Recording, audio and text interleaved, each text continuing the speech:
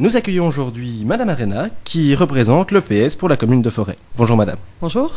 Alors vous êtes sénatrice depuis 2010, vice-présidente de Relations extérieures. Au préalable, vous étiez l'ancienne présidente de la communauté française et l'ancienne ministre de l'Éducation. Vous vous présentez troisième sur la liste PS à Forêt.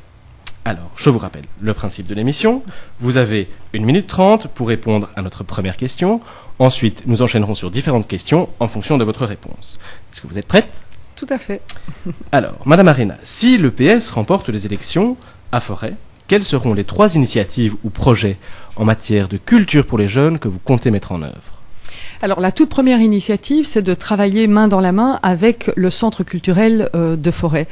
Nous avons un très bel outil aujourd'hui sur Forêt qui est basé sur 2 voire 3 endroits différents, à savoir le Brass qui est ici juste là où Radio Vibration est hébergée et qui est un bâtiment qui a été rénové grâce aux subsides européens et grâce à la région bruxelloise. Il y a l'abbaye de Forêt qui est un endroit magnifique qui peut effectivement accueillir un certain nombre d'événements pour les jeunes et les moins jeunes.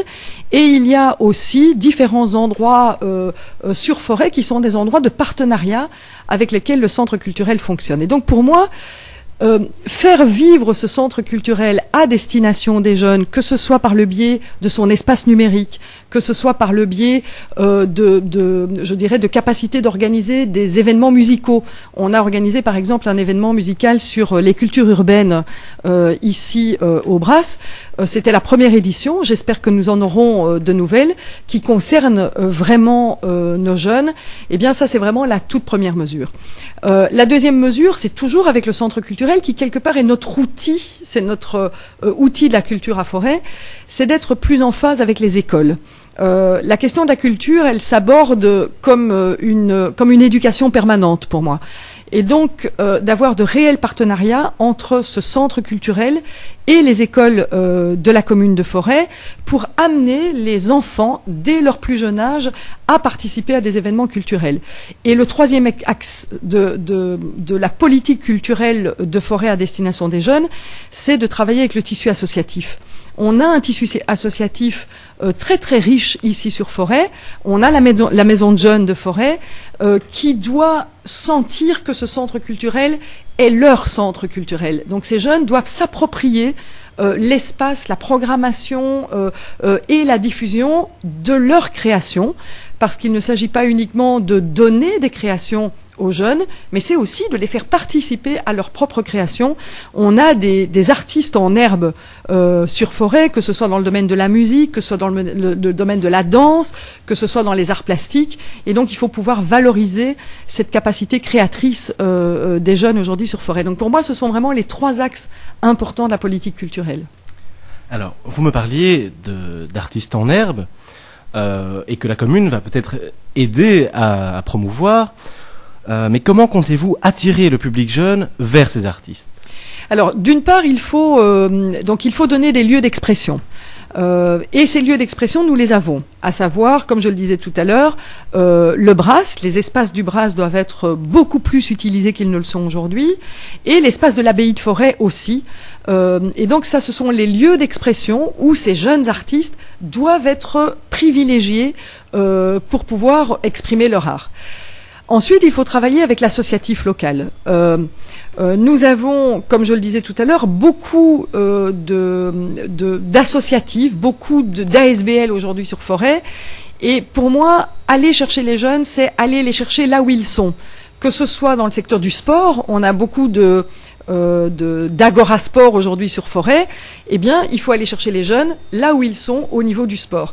Mais il faut aussi aller les chercher dans l'école. Par exemple, quand on regarde en matière de sport, on voit surtout des garçons qui sont dans les lieux de sport. Et donc, moi qui suis attentive à la participation des filles, des jeunes filles à l'espace public et à la programmation culturelle, eh bien, je pense qu'il faut aussi aller chercher dans les écoles les jeunes filles qu'on ne trouve pas forcément dans les lieux de sport ou bien dans les maisons de jeunes, par exemple. Et il y a bien entendu le partenariat avec des associations telles que la Maison des Femmes, où on peut aussi retrouver un certain nombre de jeunes filles qui peuvent participer au processus culturel de Forêt.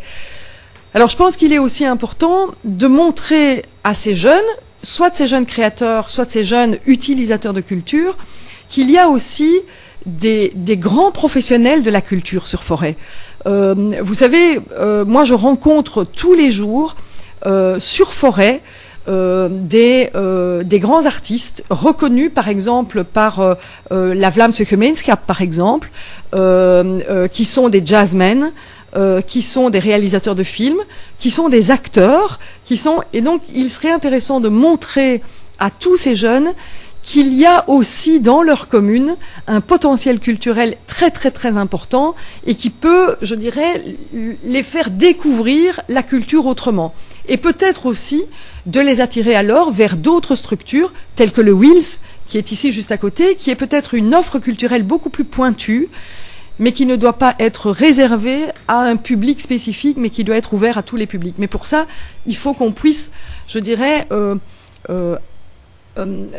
vulgariser cette offre culturelle auprès des publics qui ont moins l'habitude d'aller fréquenter des centres tels que le Wheels. Et comment, justement, en termes de promotion ici, de publicité, on pourrait même dire, allez-vous toucher ces publics qui ont besoin justement d'une vulgarisation pour accéder à la culture? Alors par exemple, avec le Centre culturel forestois, on a décidé pendant tout l'été, cet été 2012, de faire des mercredis d'activités culturelles à l'intérieur de l'abbaye. Et ça se fait avec l'association Atrium, qui est l'association de développement économique de la région bruxelloise, qui a une antenne ici à Forêt, à Saint-Denis. Et donc avec Atrium, on fait une activité pendant toutes les vacances, tous les mercredis de 11 à 17 heures, pour faire de la promotion culturelle. Et là, on va retrouver des mamans avec leurs enfants, des jeunes qui sont en vacances et qui se demandent ce qu'ils vont faire. Il y a des petits ateliers. Et donc, je trouve que c'est ce type d'opération qui, si elle est reproduite de manière régulière, donc si on a un vrai agenda, finit par rentrer dans les esprits des citoyens forestois et forestoises. Si on ne le fait qu'une seule fois, eh bien, on n'habitue pas les gens à la culture. Il faut vraiment qu'on ait un agenda culturel et une manière récurrente d'aller vers les populations. Moi, je prends aussi l'exemple, dans le cadre des contrats de quartier, à Saint-Antoine, tous les premiers jeudis du mois, sur le marché, il y a une petite tente qui est la tente du contrat de quartier. Eh bien, je trouve qu'il serait intéressant que dans ces quartiers, on puisse aussi avoir une petite tente espace culturel qui permet d'aller, par exemple, le mercredi après-midi sur la place Saint-Antoine, sur la place Saint-Denis, sur la place de l'Altitude 100, qui fait la promotion de l'activité culturelle de Forêt et la plus accessible vers les populations. Et donc je trouve que ce sont des techniques qui sont plus proches des gens que simplement d'envoyer des flyers ou bien de mettre sur le site Internet. Tout le monde ne va pas sur Internet. Par contre, on a souvent besoin d'un contact humain, de personne à personne, et moi je favorise le contact humain. Pensez-vous que ces projets soient réalisables dans le contexte de crise économique que nous traversons? Autrement dit, comment allez-vous financer ces projets? Alors aujourd'hui, donc c'est la raison pour laquelle je concentre l'activité culturelle sur le Centre culturel de Forêt. Le Centre culturel reçoit une dotation communale annuelle de 270 000 euros, qui lui permet de payer son personnel, mais aussi de faire des activités d'occupation des lieux du centre culturel.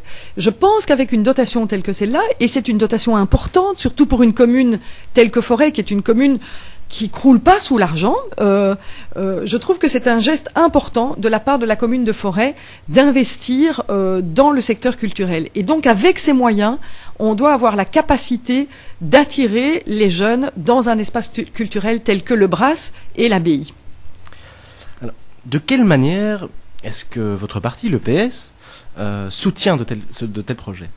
Eh bien, en garantissant la pérennité de la subvention au centre culturel de Forêt, parce que parfois la tentation est grande quand il s'agit de faire des économies, de supprimer. La première chose qui vient à l'esprit, c'est les choses qui ne semblent pas être obligatoires. Et donc, certains disent, la culture, c'est peut-être pas la priorité. Pour le PS, la culture, c'est quelque chose de très important. La culture, pour nous, c'est l'émancipation des citoyens. C'est aussi le rêve qu'on peut donner à des jeunes. Souvent, les jeunes ont des avenirs qui sont parfois bouchés. Et je trouve que par la culture, ça permet d'avoir un autre regard sur les jeunes, mais aussi un autre regard par les jeunes de l'image qui leur est donnée. Donc pour moi, la culture, c'est vraiment prioritaire. Et donc pour le PS, on doit garantir la dotation communale à l'espace culturel. Vous parliez justement d'image et de reconnaissance des jeunes. On dit souvent que ce sont deux choses qui posent problème justement chez les jeunes, le problème de reconnaissance, de se faire reconnaître, que ce soit professionnellement ou artistiquement. En quoi les projets que vous venez de nous présenter vont aider ces jeunes à se montrer de manière positive ? Alors je pense que sincèrement, travailler avec la capacité créative des jeunes, c'est reconstruire l'image qu'ils peuvent avoir d'eux-mêmes, d'abord, parce que je pense que la première chose qu'on doit faire, c'est d'avoir confiance en soi. Et ce n'est que quand on peut avoir confiance en soi qu'on peut s'adresser aux autres. Et donc pour moi, développer des projets de culture, c'est d'abord redonner confiance à ces jeunes. Et avec cette confiance, on peut s'adresser aux autres. Je donne un exemple. On a fait, avec une école sur la place Saint-Denis, on a fait une action où des jeunes sont venus faire du breakdance. Et c'est l'école qui a tout organisé. Eh bien, je peux vous dire que d'une part, ces jeunes de l'école qui ont organisé, ils étaient fiers d'avoir réussi à organiser ça. Et les jeunes qui ont donné leur performance et qui ont été applaudis par les gens qui étaient à la place Saint-Denis, eh bien, se sont rendus compte qu'ils avaient quelque chose à montrer. Donc, ils étaient fiers d'eux aussi par rapport à l'accueil que la population forestoise leur a donné. Et donc, je pense qu'avec des projets comme ça, on peut reconstruire la propre image que les jeunes peuvent avoir d'eux-mêmes, leur image culturelle, parce que la valorisation de leur culture est importante, mais leur image par rapport à la société. Ils vivent dans un monde compliqué, ils vivent dans un monde extrêmement difficile, que ce soit par rapport à l'école, que ce soit par rapport à l'emploi, que ce soit par rapport au logement dans lesquels ils vivent. Et donc on doit pouvoir leur donner, au travers de la culture, l'espoir. Et c'est pour ça qu'il faut le faire le plus tôt possible. Parce que reconstruire quelqu'un quand il a 15 ans, c'est beaucoup plus difficile que de le reconstruire quand il a 3 ans, 4 ans, 5 ans. Je trouve qu'on doit vraiment aller le plus tôt possible vers ces jeunes. Voilà, alors notre émission arrive déjà presque à son terme. Je vais quand même poser une dernière question.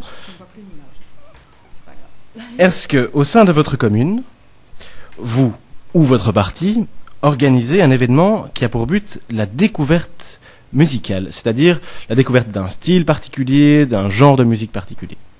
Alors moi, j'ai beaucoup apprécié ce qu'on a fait il y a 1 mois ici au Brass, qui est la promotion des arts urbains.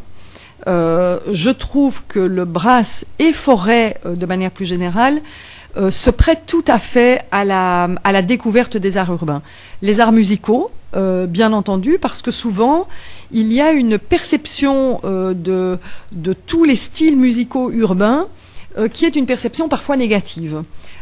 Moi, je trouve que ce style de musique est un style extrêmement créatif, qui est la musique qui est créée par la rue, et on doit promouvoir cette production musicale parce qu'elle n'a pas d'autre accès aujourd'hui. Les radios ne les diffusent pas forcément, les radios classiques ne les diffusent pas. Ils ont du mal à faire la production de leurs disques, ils n'ont pas beaucoup de maisons de production, et donc il faut vraiment que nous ayons des espaces qui en fassent la promotion. Et le Brass, qui est un site industriel, se prête tout à fait à la promotion de ces arts urbains. Les arts urbains, c'est la musique, mais c'est aussi, par exemple, le graphe. C'est aussi la danse. Et donc, si on associe la mode urbaine, la musique urbaine, les graphes urbains et la danse urbaine, je pense qu'il y a vraiment pas mal de choses à montrer. Et je trouve qu'il serait pas mal qu'on puisse le faire dans la rue, parce qu'ici on les a hébergés au Brass, mais finalement les arts urbains, c'est des arts de la rue. Et donc utiliser l'espace public extérieur pour en faire la promotion, je trouve que ce serait une idée encore plus intéressante. Voilà, bien, un grand merci d'avoir répondu à toutes nos questions. Je rappelle que vous vous présentez 3e sur la liste PS à Forêt. Merci. Merci à vous. Et bon courage pour les élections. Désolée pour...